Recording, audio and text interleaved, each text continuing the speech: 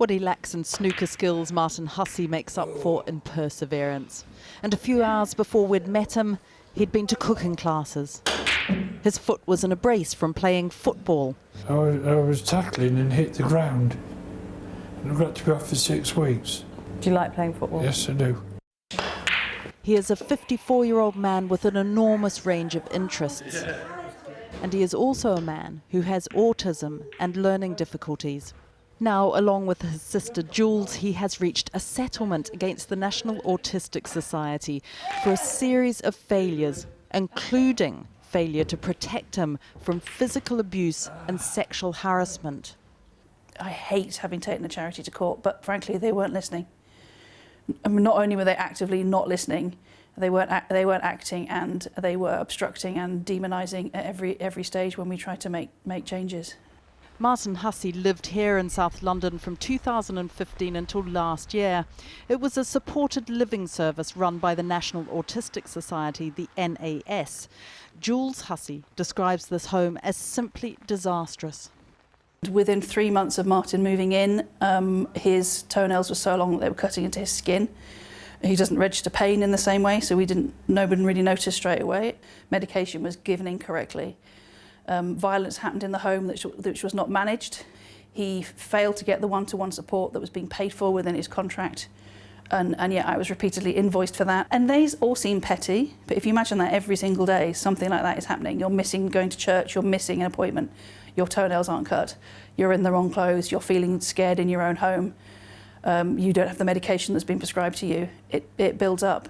And we have now spoken to a former staff member who wants to remain anonymous. She told us that she left because she did not think the residents were safe. There was a particular service user who had been inappropriately placed, so he kind of dominated the staff's time, was sort of violent and sexually inappropriate towards the other housemates, and as staff, we didn't receive any kind of training or support on how to manage that behaviour.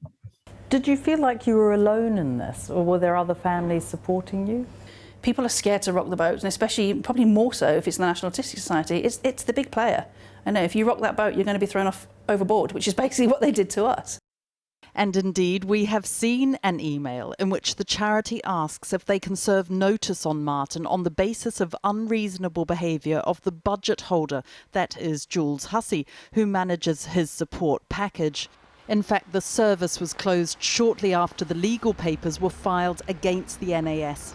This is, of course, a case about a charity not supporting the very person that they are meant to be championing. But it also raises another question. It's about the care of people with autism living in supported living. These are homes that are not inspected by the Care Quality Commission, and the National Autistic Society themselves last year raised this point, saying that residents were at risk of abuse. 10 years on from the abuse of people with learning disabilities at Winterbourne View, pressure has been on the government to provide more supported living in the community. But Martin Hussey's family asks, why wasn't he protected? Caroline Stevens, chief executive of the NAS, said, "We are very sorry that we didn't get things right for Martin. Our staff team worked hard over a number of years to address the family's concern and apologised where we could have done things better. We felt it was not in anyone's interest to go through a costly and potentially lengthy legal process, and so in the end we agreed to this settlement. We do everything possible to make sure that all our services meet the high standards that are expected by the people we support and their families." Because there was a problem with the National Autistic Society. Are you all right about it? Yeah, Did it make you unhappy? yeah.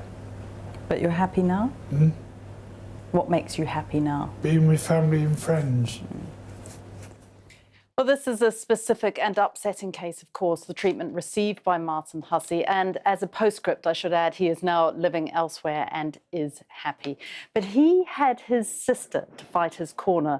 Not all working-age people who need social care, who have a learning disability or autism, have that, especially as they grow older.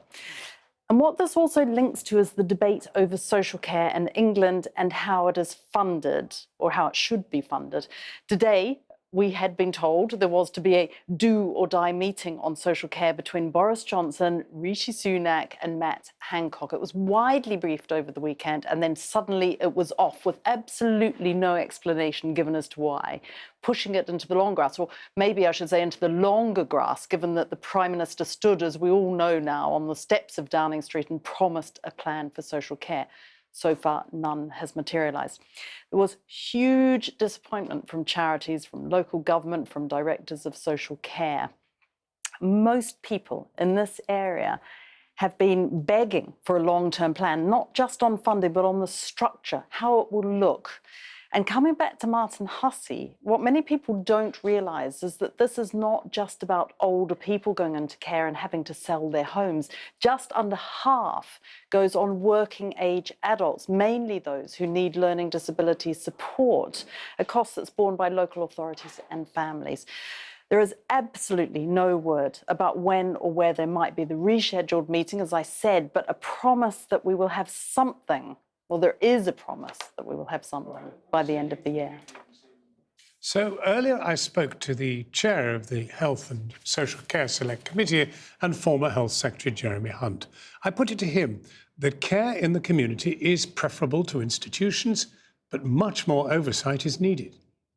Absolutely. But in the end, we're not going to get the care in the community we need unless there is funding there for local authorities and indeed the NHS to provide it. And the elephant in the room in all of these issues is that local authorities have been so cash-strapped that they just haven't had the bandwidth, even if they've had the will and the desire to improve the quality of care, to give the care that many of them have wanted to give. Ministers have been discussing social care, you obviously principal among them in the past, for 15 years. Abandoning this crucial meeting with just 24 hours to go almost looks slapdash. It's a real disappointment. It may just be a simple diary thing. It was never a public meeting of any sort. But because of all those delays, people are feeling frustrated. And I think the argument that is missing at the moment is this is a proper understanding that you can't fix the NHS without also fixing social care. If you leave our most vulnerable citizens without the support they need, they will end up in hospital. And a hospital bed is 3 times more expensive than a care home bed. And that's why it's a completely false economy. It's a false argument to say you can just lavish your care and attention on one sector and not think about the other one. But Boris Johnson stood on the steps of Downing Street and said he had a plan. Did you believe him then? Do you believe him now? I think he really does want to crack this, but the difference between that's not quite what I asked. I said, did he have a plan? No, I know. I was going to answer it though, John. I mean, the difference between that moment being on the steps of Downing Street, which was of course a moment that I aspired to have myself, but it didn't happen, is that you're full of sunny optimism about all the things you're going to change. And then when you're Prime Minister, you have to think about the price tag. You spent 6 long years trying to get the Treasury to give you money to do this. How hard is it? And realistically, during the pandemic, is it not even less likely than it was when you were at Health? Well, this is the crucial point, John, because up till now, the Treasury has always seen social care as a less pressing political priority than, for example, the NHS, which has this hold on the popular imagination. But after the pandemic, it's different. The whole country has seen how absolutely amazing care workers are. People have begun to notice scandals like the fact that a number of care workers don't get paid the minimum wage because they're paid to do a half-an-hour appointment with a vulnerable older person or a disabled adult, but they're then not paid for the travel time between that appointment and the next appointment. Do we underestimate the number of people who are not elderly, but who do need social care?